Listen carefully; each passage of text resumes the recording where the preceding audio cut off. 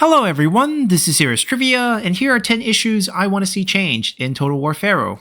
Now before we start, I want to clarify that I recently completed a legendary difficulty I'm a Mess campaign that you can check out using the playlist link in the description below, and that everything listed in this video will be directly related to that particular campaign experience. So this list is by no means comprehensive, and I will most likely add more things in similar videos in the future, as I try out other factions in the game. Furthermore, this list is meant to be constructive in nature, as the goal is that I hope CA can address these shortcomings in future patches or DLCs to make the game better. So getting started, my first point is that I wish the diplomatic access in the game can become more restricted. What I mean by this is that you should only be able to have diplomatic access to factions that either directly borders you or have an army that has spotted your domain and vice versa. This is especially problematic in the early game when you are prone to being declared war on by a faraway aggressive faction that you have absolutely no vision of. Then following that initial war declaration, you get a chain of other war declarations by AI factions that now see you as weaker due to that random initial war declaration. And this is how we end up with the early game difficulty spike, especially on higher difficulties. This is just illogical and unfair, and it would simply be so much better for the game as a whole if AI factions can just focus on expanding near their own starting locations to create stronger opponents in the mid to late game for the player, than have them ignore their own expansion to dash across the map just to fight you. Then for my second point, which still deals with diplomacy, is that unreliability logic is still flawed, just like in almost all Total War games. For example, if you're attacking a smaller faction and they decide to become a vassal of a bigger faction, then you're given the option to either remain at war and fight the bigger faction as well, or make peace. Now, if you happen to have existing deals with that bigger faction, then the act of remaining at war, which in my opinion is the status quo, will actually cost you a bunch of unreliability, which you will essentially never get out of in the course of a campaign, effectively ruining all future diplomatic options in the game. Logically, the bigger faction should be the one breaking these deals, since they're accepting a vassal who is currently at war, which is exactly how the game treats the player when the player vassalizes such a faction. Yet when it comes to the AI, it's the opposite, and I feel this needs to be addressed. As for my own campaign, I essentially had to give up on confederations and alliances because I had so much unreliability from the early game instance of this issue. But on to my third point, which is a minor one, and an easy balance fix, as I believe the Informant option in diplomacy, where you get to pay 200 gold to gain full vision of a faction's settlements and armies, is simply too strong to be just a flat cost. A simple improvement here would be to change the cost from 200 gold flat to 200 gold per settlement that the target owns. And even with this change, I think it's still too cheap and strong in my opinion, but it would be an easy and great first logical step towards a better balance in the game. Now for point 4, we move on to religion, where the current implementation of the temples and grand temples is extremely boring, because all the temples and grand temples provide the same bonus regardless of the god they worship. By comparison, the shrines are so much more specialized and better for gameplay. So a simple fix would be to make the temple better versions of the shrines, and give each grand temple a unique bonus akin to unique landmarks in the game. And to make the grand temple bonuses more balanced and less broken, just tune the bonuses down if you don't pray to that god. Now for my fifth point, we're going to take a look at the Egyptian court system. Early game interactions with the court are a bit repetitive, with the same cycle of gaining regards and using them for plots, which is okay for a simple game mechanic that adds another layer to the game. But by the late game, the interactions are almost non-existent, as once you become Pharaoh, you either pick the royal power to pack the courts, or force to leave behind some AI Egyptian factions just to fill these court positions. And when you pack the courts yourself, your court actions become useless, as all you get are passive bonuses now, and there's no plots or intrigue against your own characters. And the UI is also terrible, as it doesn't tell you who's in which position after you assign them, as there are no name displays. And the visit-based bonuses on these court characters is almost like you want a single level 1 general running around visiting key landmarks instead of having these positions rewarded to your best generals in the game.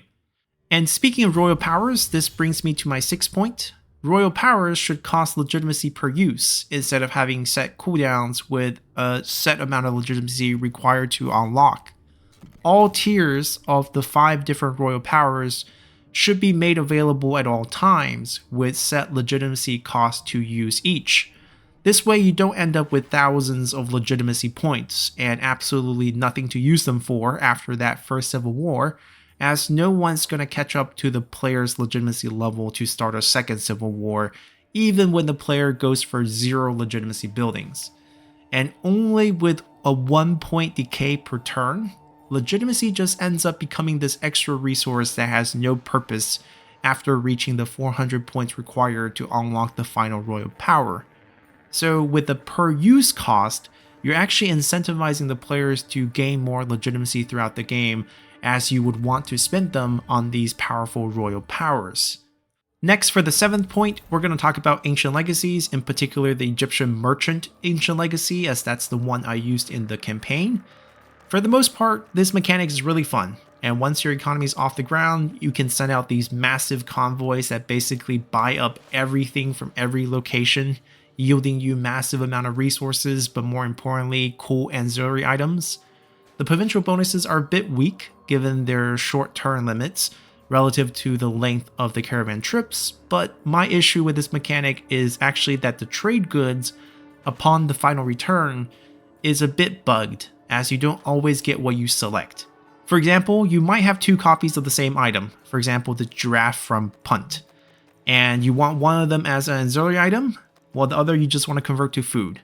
But after selecting as such, you end up with 2 copies of the auxiliary instead. It seems like the coding has some issue processing different choices for the same named item, and this also goes for a different provincial effect, as oftentimes you might be selecting a bunch of different effects for different provinces, and you end up seeing all of them being processed onto the last province you picked, as the system has some programming errors. This type of bug is mildly frustrating, but hopefully easily fixed in a future patch. Then for the 8th point, we have provincial management, which overall is fine in Total War Pharaoh, but it does get a bit tedious and honestly takes up too much of the playing time. Once you have 10 plus provinces in the mid game, just the process of selecting the right buildings take a good 5 to 10 minutes each turn, and that really adds up. Now the solution for this is not to dumb down the building choices, as having choices is great, and limiting the building slots at least make the game strategic. However, it would be nice to have a UI improvement that allow queue orders for builds ahead of time, and that will allow the provincial management to go on autopilot and not give you 10 plus notifications to look at every turn. Next, going a bit into gameplay for my 9th point, the Sea People, Western Desert, and Northern Invaders in the game are a core mechanic of the Bronze Age collapse experience, but honestly the execution falls a bit short, as they simply become these repetitive chores for the player to manage. After the first few waves, you pick up on where these invaders spawn, and then you simply station a basic army there capable of winning these delegate battles, where hopefully the post-battle loot will even out the upkeep costs of these armies. This does not feel like a great way to represent these sudden invasions that brought down civilizations, but at the same time, making these invasions harder or easier or eliminating them is probably also not the solution, as experienced players will just end up stationing more armies or less armies, and in the case of making them harder, new players will just feel even more overwhelmed. So I don't have a great solution for this personally, but I do want to bring attention to this issue. Lastly, for my 10th and final point, I want to highlight just how bad chariots are in the game.